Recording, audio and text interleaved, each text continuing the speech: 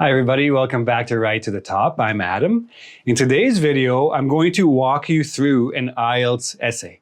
Now, I know that not everyone on this channel who comes to this channel is doing IELTS or TOEFL, but this is still very valuable to understand how I'm assessing this essay, because I'm not only going to talk about the IELTS itself, I'm going to talk about the elements of writing, like grammar and vocabulary and all the different things that the IELTS is scored on, which actually does apply to all writing, especially academic writing.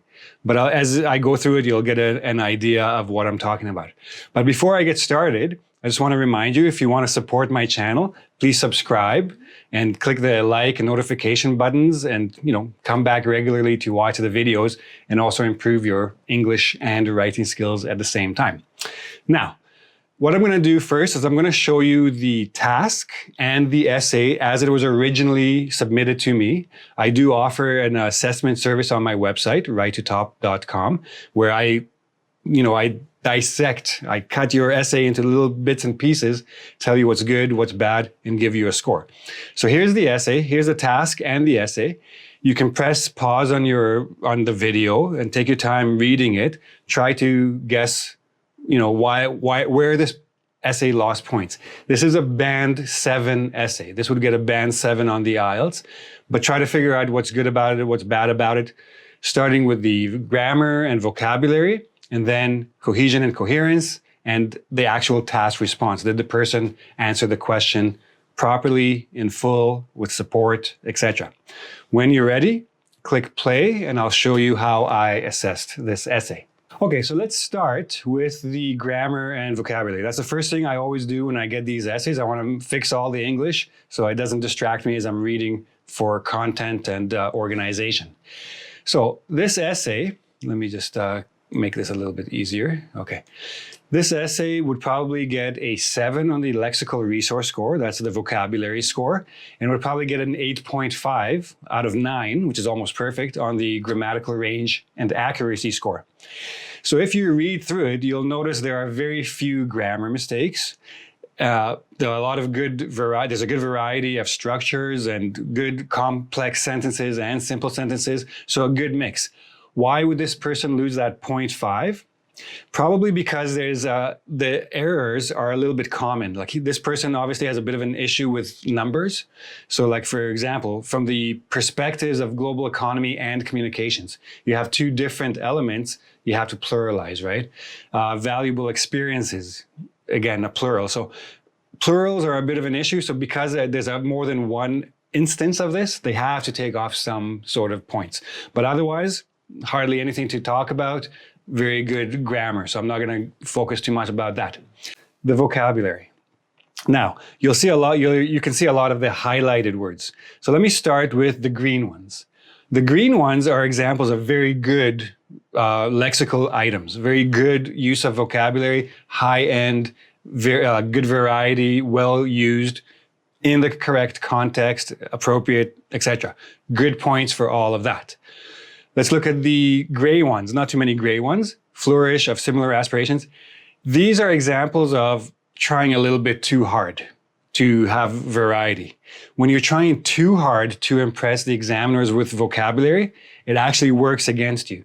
Because now I'm thinking, maybe this person memorized a whole bunch of words and is trying to use them.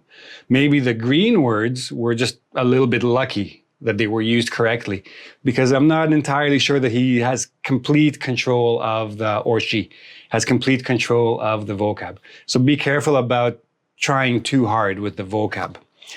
A couple more things. The yellow ones, thereby, thereby, thereby, thereby. 4 times using the transitional word thereby. Once in an essay. Maximum twice, right? Once you have 3 or 4 times, these words pop out, and I can see you have a bit limited range, your score is coming down.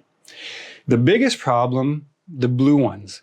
Why are these a problem? Because especially in the introduction, this student, this test taker, used a lot of the same words that were given in the task. The task was not properly paraphrased. When you're using a lot of the same words from the task in the essay, and especially in the introduction, you're losing a lot of points, which is what brought this score down to 7. If this person just paraphrased the task in the introduction, that score would already be much higher.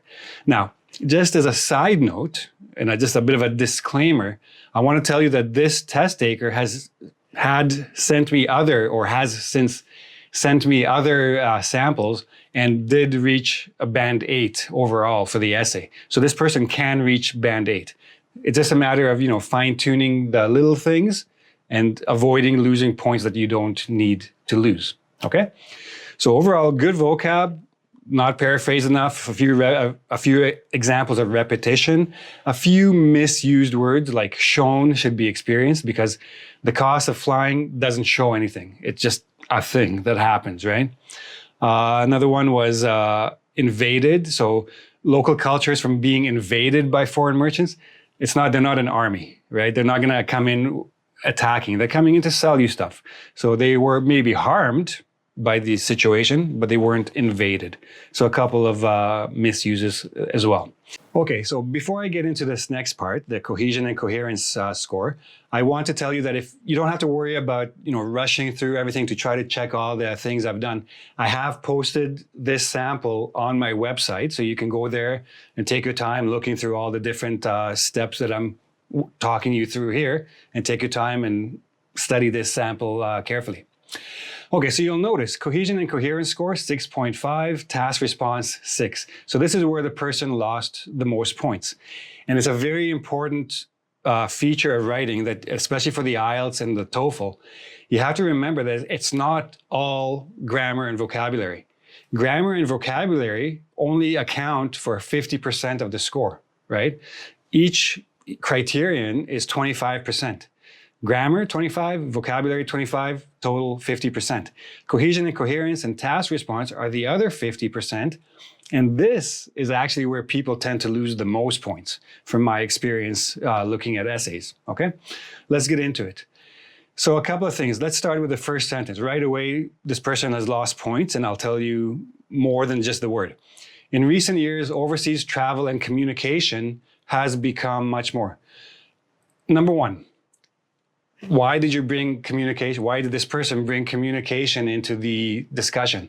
It's not mentioned in the task. It has nothing to do with travel. You can communicate by telephone, by internet, by letters, right? You're bringing in an unrelated and not important topic. And the reason this is a problem is because it becomes part of the argument in the first body paragraph. And that's where this person lost a lot of points, for talking about something unrelated. Realistically, and I'll explain that in a second. The last sentence, addressing this topic, this essay will discuss both the benefits and the drawbacks of this trend. This topic, this trend, same thing. Addressing, will discuss, same thing. So a bit redundant and a bit repetitive. That's your cohesion and coherence score going down a little bit. Body paragraph, topic sentence, get to the point right away. Don't leave the main feature of your topic sentence to the end. So instead of putting can be beneficial at the end of the sentence, just say it right away, get to your point right away. To begin with, cheaper flights can be beneficial from the perspectives of the global economy and communications, right? Get right to your main idea. And again, you'll see all just in case you're not sure with, this is Microsoft Word. And every time you erase something, it crosses it out and makes it red. Every time you add something, it adds it in blue, just so you understand how this works. All the red stuff are things I took out. So the growing accessibility of overseas travel. We've already established this. You don't have to continue repeating it. Since more and more individuals are moving from one nation to another, again, you're just talking about traveling overseas. We've established this. This is becoming redundant. Cohesion and coherence score going down. Why? Because you're distracting the reader. You're telling the reader something he or she already knows. And for what purpose? There is no purpose, right? That's why you're losing points. So instead, I just squeezed everything together. Firstly, they being cheaper flights, facilitate economic growth in various industries, such as airlines and tourism. Boom, there's my argument. It's helping these two industries. Now, how is it helping them? You didn't really tell me, so your support is a little bit weak. Secondly, the increasing frequency of international travel can contribute to more opportunities for networking or face-to-face communications. So has the internet. So you're not actually supporting your argument because the key points of your argument don't have to apply to the main idea here. That has nothing to do with air travel. Internet has done that more than air travel has. So you're weakening your own argument. Thanks to affordable flying costs, again, already established this, and goes on to talk about business and repeating things again and again. Another thing there was with the individuals of similar aspirations, and later you talk about businessmen in the same field, exact same thing, so repeating, right? So a lot of redundancy, a lot of repetition, cohesion and coherence score goes down. Communication has nothing to do with the topic, task response goes down. Plus, this person did not end the paragraph by tying back to the thesis. Thus, more affordable air travel can boost both corporate, national, and individual interest. Just to give me a summary of what your main idea is. Next paragraph, it's a good transition going to the negative side. So advantages, disadvantages. I just heard the advantages. Let's look at the disadvantages. But there exist negative aspects as well. Negative aspects to what? Communication? That's the last thing you spoke about. Reintroduce the overall topic, right? There exist negative aspects to low-cost flights. So this is my main focus again. Topic sentence has to tell me what this paragraph is about and get to the point. And then talking about the environment, carbon emissions, air pollution, etc. Furthermore, this transition can be very confusing. When you're using furthermore or in addition, you're basically adding to the last point that was made. But here, this person is introducing a completely new point. So you have to introduce that new point. Another disadvantage of a spike in air travel, this is the new, I'm going on to a new disadvantage, and then talking about the danger to local cultures, right? And again, at the end, make sure you tie it all back. So you see how this person lost a lot of points in task response and cohesion and coherence. For redundancy is the main thing. Topic sentences is another issue. And getting off topic or being somehow unrelated to the main topic, okay? So now, if you want to see a clean copy, I took all the green and all the blue, all the red and all the blue out of it, so you can see exactly what is left over, and it's already a much better essay. A little bit shorter. The original was 305 words. That's a very good length. This is 9 words shorter, so about the same. Now, one little bonus I will give you here on this video, I rewrote this essay. Now, I didn't completely give you a new essay. I stayed as close as possible to the original, but I made this into a band 9 essay so you can see how it's done. Notice, introduction, much shorter, gets right to the point, doesn't use any of the words from the task. I took out communications entirely, but I kept the idea of, meeting business people around the world. How did I do that? Secondly, international travel can contribute to more opportunities for professional networking and face-to-face communications among individuals in similar industries around the world. Guess what? This is still tied to economic growth. It's still tied to the economy. The same discussion, just another aspect of the argument. Okay?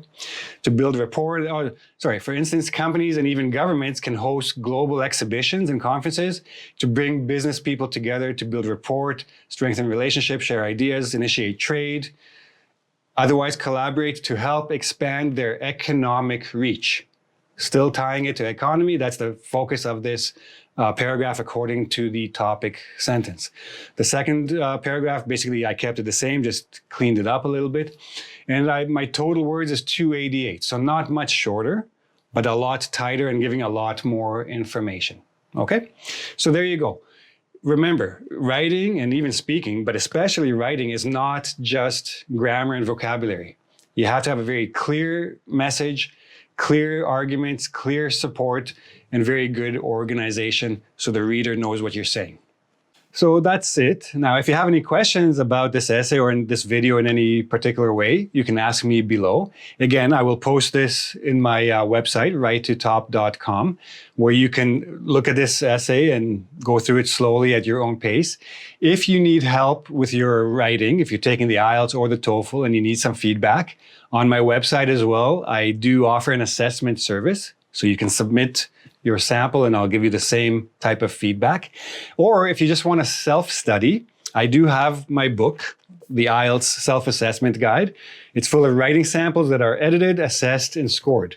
There are 40 samples, task 1 and task 2 of the writing section.